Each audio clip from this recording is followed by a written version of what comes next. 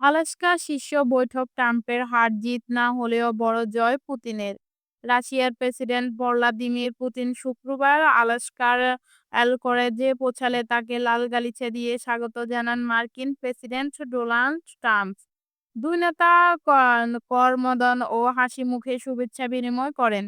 ২০২২ সালে ইউক্রেন যুদ্ধ শুরু হওয়ার পর পশ্চিমা বিশ্বে প্রায় বিচ্ছিন্ন হয়ে পড়া পুতিনের জন্য এটি ছিল বিশেষ মুহূর্ত।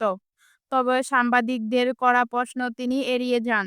বৈঠকে ইউক্রেন ইস্যুতে কোনো বাস্তব অগ্রগতি হয়নি, তবুও সম্পর্কের উষ্ণতা বেড়েছে।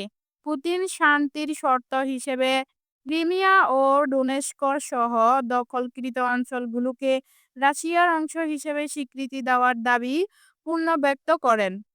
কিয়েভের কাছে এগুলো আত্মসমর্পণে শামিল হওয়ার আলোচ্য সংস্থা থেকেই যায়। ট্রাম্প তার বক্তব্যে সরাসরি ইউক্রেনের নাম উল্লেখ না করে বলেন, প্রতি সপ্তাহে হাজারো মানুষ মরছে। পুতিনও রক্তপাত বন্ধ করতে চান। তিনি বৈঠককে ফলপ্রসূ বললেও কোনো নির্দিষ্ট সমঝোতা বা ঘোষণা দেননি।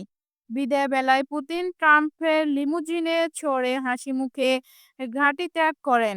শেষে ইংরেজিতে বললেন, নেক্সট টাইম ইন মাস্ক।